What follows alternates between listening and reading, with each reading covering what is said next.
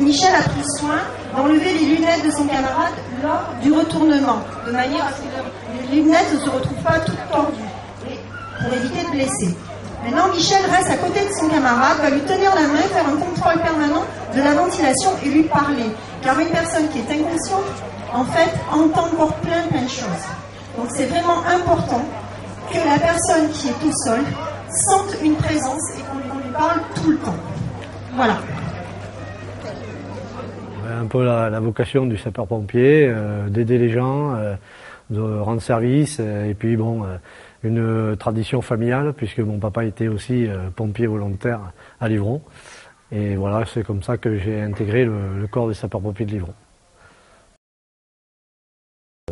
J'ai quand même quelques souvenirs qui me sont restés ancrés en mémoire, à savoir que bon, le gros des accidents que j'ai pu avoir, je n'étais pas chef de centre à l'époque, mais j'étais déjà responsable, j'étais adjoint au chef de centre, donc adjoint au lieutenant Faucon. Et sur une intervention en 84, donc une grosse intervention dans Livron, où une semi-remorque s'était mise en portefeuille au quartier de Ville, et une voiture s'était donc encastrée sous cette semi-remorque. À savoir que là, eh bien, le concours de circonstances a fait que sur ce type d'accident, on a eu 3 morts. Mais le plus terrible de tout ça, le plus terrible a été quand on a relevé la tête de la personne à l'arrière du véhicule et qu'on a dégagé donc la personne, qu'on a désincarcérée donc du véhicule. Eh bien, elle avait un petit dans ses bras, qui est une petite fille, qui est morte étouffée. Voilà, donc ça c'était une des caractéristiques importantes, où à l'époque, eh bien, comme ça peut arriver aujourd'hui, on n'a pas tous les moyens qui nous permettent de dire, dans certains cas de figure, ou de dégager très rapidement à l'instant T, donc toutes les personnes d'un véhicule, où ça demande, où ça mobilise du personnel, du matériel et autres. L'incendie qui était important que j'ai pu faire, c'était donc les établissements anciennement en Valette. Ça remonte à une quinzaine d'années en arrière. Eh bien, là, ça a mobilisé énormément de pompiers, où on a eu tout un tas de pompiers qui sont venus sur Livron, où on a passé du temps, on a passé plusieurs jours à éteindre cet incendie, mais rien de catastrophique parce qu'il n'y a pas eu de blessés de personnes, ce n'était qu'une ancienne filature qui a complètement brûlé. Au niveau des inondations, alors là, des inondations, on en a eu pas mal sur le secteur, donc bien sûr des Pyrobins, d'Omazane, et bien des périodes où on a eu la crue centenale. Et donc, effectivement, ça nous a mobilisé plusieurs jours, plusieurs nuits, des pompiers, donc déjà les pompiers de Livron, qui se sont relevés tant qu'ils ont pu. Moi, étant là chef de centre, je suis resté en permanence sur le terrain, jour et nuit, pendant plus d'une semaine, et nous avons accueilli donc des compagnies de pompiers extérieurs au département. On en avait donc du Puy-de-Dôme, de l'Allier.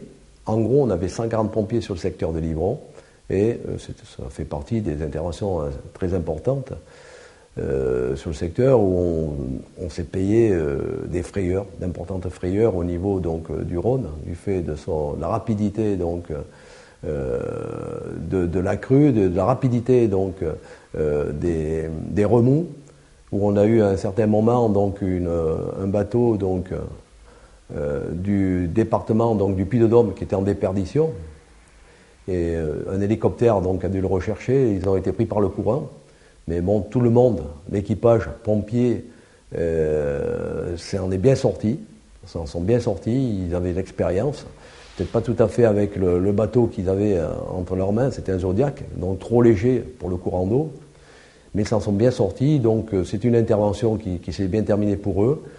Et puis même pour nous, les pompiers de Livron, du fait que on a rendu service à peu près 400-500 personnes sur le secteur des Pyrobins qui étaient inondés, et une quarantaine de personnes sur le secteur de Domazane qui étaient eux aussi inondés, à savoir dans certaines habitations 1,50 m, 2 mètres d'eau, et bien sûr dans le secteur où le niveau d'eau donc baissait, hein, c'est-à-dire le niveau d'eau donc se nivelait après avec le niveau du sol, hein, de 2 mètres. On est passé bien sûr à 0 cm, à savoir que sur cette, entre 2 mètres et 0 cm, eh bien, il y avait à peu près 300-400 mètres de largeur.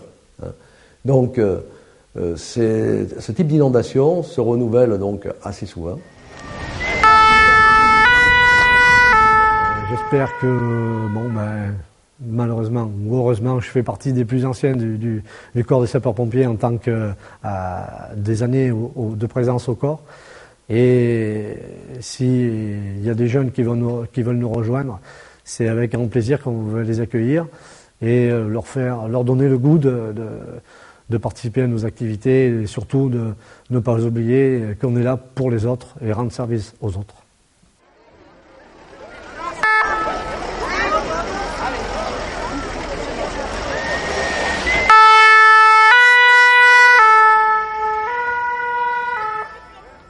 Donc le premier véhicule, c'est le VSAB. Dans toutes les interventions, je pense que quelque part, à partir du moment où il n'y a pas de victime sur l'intervention, ou à partir du moment où on a la possibilité, malheureusement, parce que là aussi, si on n'a pas de victimes des fois sur les interventions, on a tout de même des victimes qui sont gravement atteintes et qui par la suite peuvent devenir tétraplégiques ou autres. Et ça aussi, c'est quelque chose qui est important. Mais c'est quelque chose qu'on ne suit plus après les interventions. Mais nous, la satisfaction tout de même est de savoir que réaliser l'intervention, amener à bien notre intervention, surtout dans les secours à personne, c'est de prendre la personne en charge en l'état où elle est et essayer de maintenir son état, sinon essayer de l'améliorer en fonction des moyens dont nous disposons, éventuellement avec le SAMU ou éventuellement avec infirmière ou autre, ou médecin privé, et amener cette personne donc dans le centre hospitalier le plus proche, de façon à ce que cette personne puisse suivre les soins intensifs. Voilà, donc nous, ce qui est important au niveau des pompiers, c'est de pouvoir donc réaliser ce type d'intervention et en essayant de ne pas avoir de pépins en cours de route, c'est-à-dire que la personne ne descende pas dans le véhicule. Alors ça, c'est très important et je pense qu'au niveau des pompiers, c'est toute la satisfaction.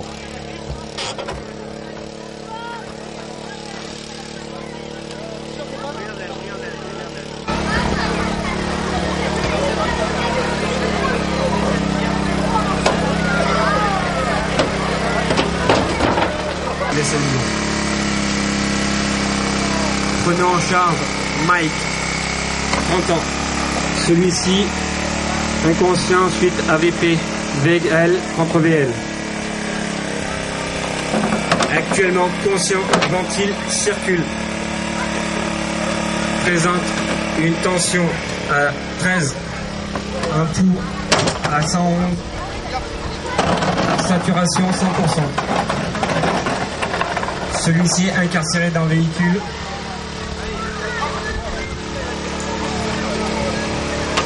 Avons posé collier cervical O2.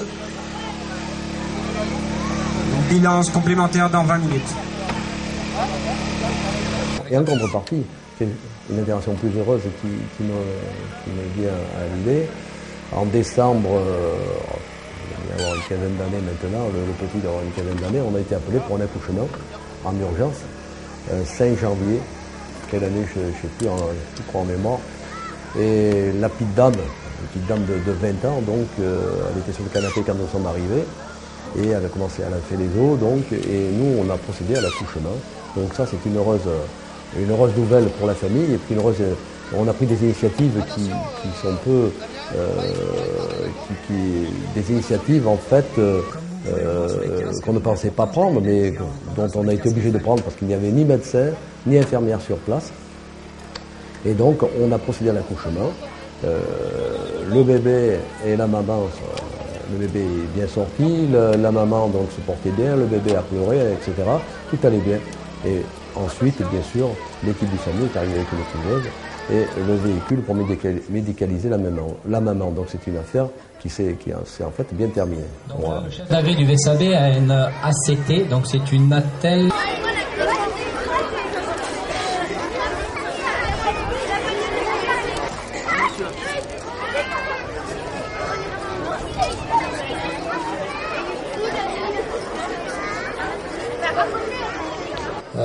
Au niveau du plan dur, mais ils vont faire que ça, toucher le plan dur, car avec leurs gants, ils n'ont pas le droit de toucher une victime.